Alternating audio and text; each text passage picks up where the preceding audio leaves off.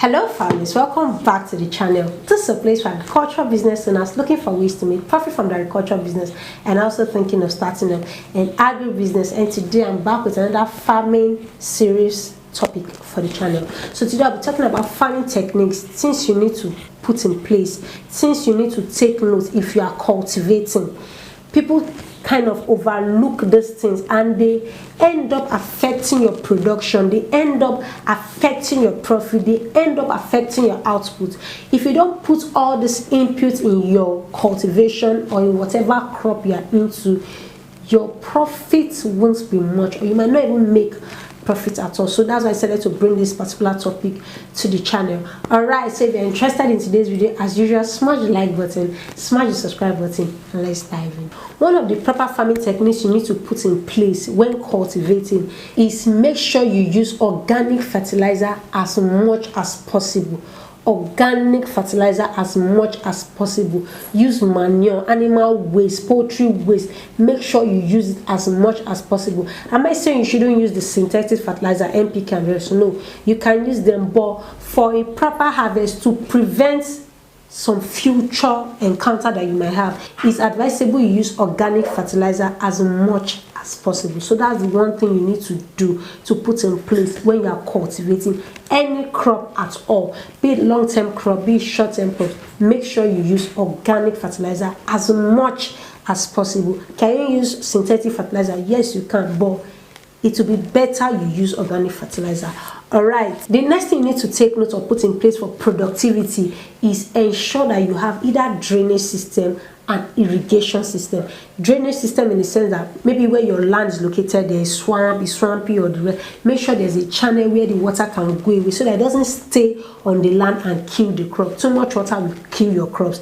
Also, make sure you have irrigation system. Lack of water will also kill your crops. So this is another thing you need to take note. For maximum productivity, for maximum profitability, put those things in place.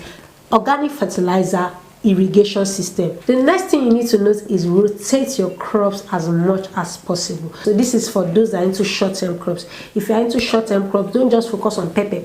Oh, because pepper brought in money for you this week, you are now cultivating it again. Rotate the crop. Crop rotation actually helps the soil. So make sure you rotate your crop as much as possible. It prevents pests and diseases on your land. So it's for your own good. For maximum profitability, productivity, make sure you rotate your crop. So that's the third thing you need to put in place or you need to take note. The next thing you need to take note for maximum productivity is use quality seed if you are planting, and use high breed of animals if you are rearing animals. Quality seed. The seed you cultivate, the seed you plant is like 30% of your profits. If you plant wrong seed, you might not make money from that farm. So make sure you are planting a very good seed, good quality seed. 2, for those that are into livestock farming, don't look at the cost of getting a breeding stock is very, very expensive. I don't know if I've said it before. I am into dog breeding, and the cost of getting a breeding stock for dogs is very, very, very expensive. So as animal farmers too, the cost of getting a good breeder is very, very expensive. So if you are thinking of going into breeding of animals, any animals at all, and you are not ready to spend huge amount of money on your breeding stock, you are not ready to make profits at all. So make sure you are getting high breed, high variety, the highest variety breed of livestock, and also you are getting good quality seed for cultivating. Make sure you are spending the money when it comes to getting your seed and your livestock. If you cannot spend your money on these things, get ready to start spending money maintaining it. When this pest attacks, you start maintaining it. Let me give you a throwback. There was a time I was still doing low grade dog breeding. So we have the pedigree, we have the low grade in boabu breeding. So what I was using the low grade to like bring in money till I'm able to get my pedigree boabu. The low grade boabu is sold between 150 200k. Most people that get low grade boabu, they tend to overlook it, and after I got it cheap.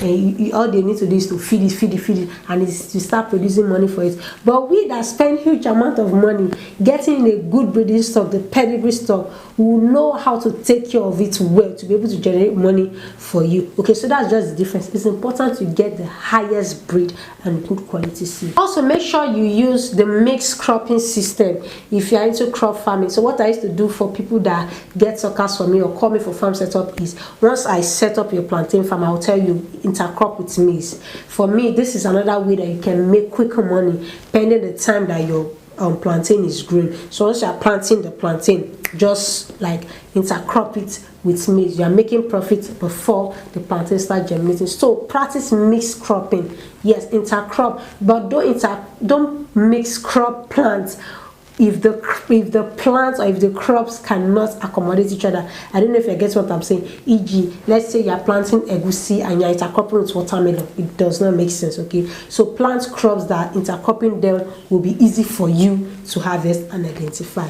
And finally, I started this aspect very late in farming, but it has changed a lot of things immediately I started, and that is ensure you keep proper record of the activities that goes on your farm.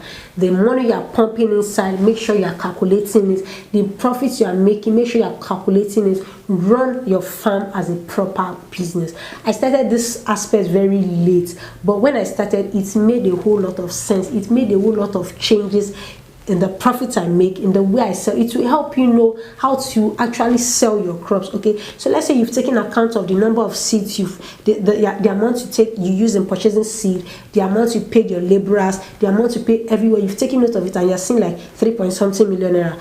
When it's time to harvest your crop, you will know the price to put in your commodity and the right market to sell to be able to make profits. But if you don't take note of all these things and you're selling, let's say you spend like 2.something million naira, and you see someone that is ready to buy your crop or your commodity at 1.5 million, because you didn't calculate it out, you might feel, oh, this 1.5 million is actually profitable. Meanwhile, it's not profitable.